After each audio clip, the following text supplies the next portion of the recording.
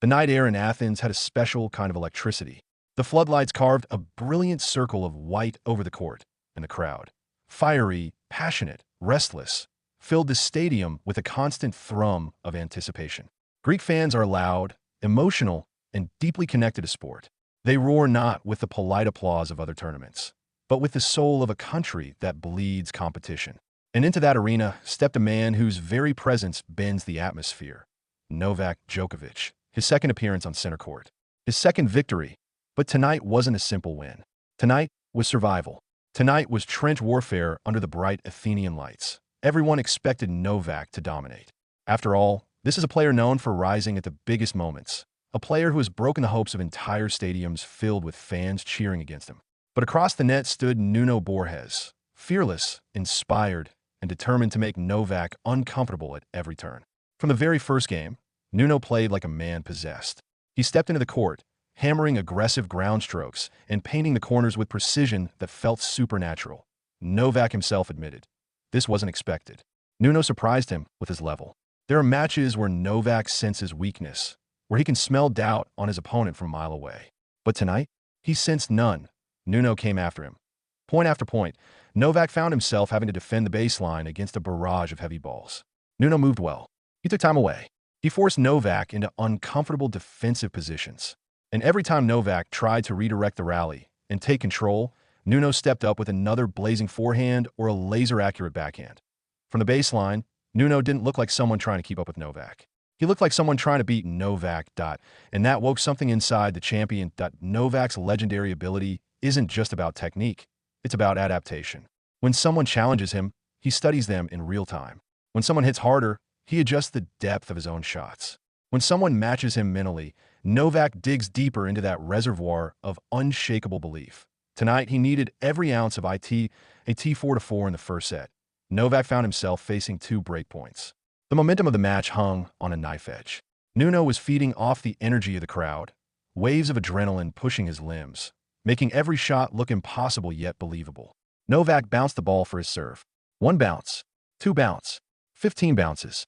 The arena grew quiet, almost unnaturally still. Then he unleashed a serve. Not a nervous serve, not a safe one, but a full-throttle second serve hit like a first. 100% commitment. The kind of risk that separates champions from everybody else. It clipped the line. Ace, the crowd gasped. Novak didn't pump his fist. He just walked calmly, like he expected it all along. On the next point, he did it again. Another massive second serve, fearless and precise. That is where Novak breaks his opponents. Not with strokes, with nerve. Most players panic when chased. Novak attacks. That game changed everything. He held serve, not because he got lucky, but because he trusted himself more than anyone else on earth could trust him. The set moved into a tiebreak, and that is Novak's hunting ground. When everything tightens, when players feel their lungs burning and their legs wobbling, Novak rises. He leans into the chaos. He thrives in the tension. The tiebreak showcased his psychology of destruction. He didn't give Nuno room to breathe. Novak took the ball early, pressed into the baseline, redirected shots with surgical accuracy, and forced Nuno to hit from uncomfortable positions. It wasn't aggression for show, it was pressure with purpose. Novak broke him by removing time.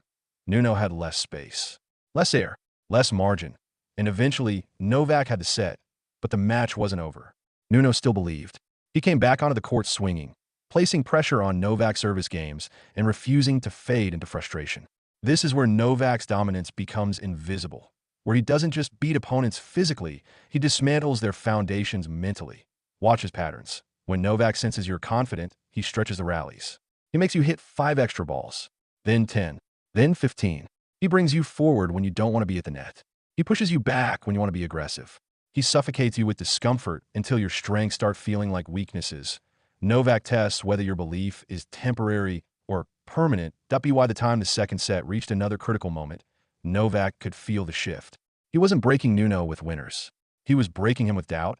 Every deep return, every angle backhand, every delayed drop shot, they weren't just shots. They were messages. You cannot outlast me. When the pressure was highest, Novak delivered again.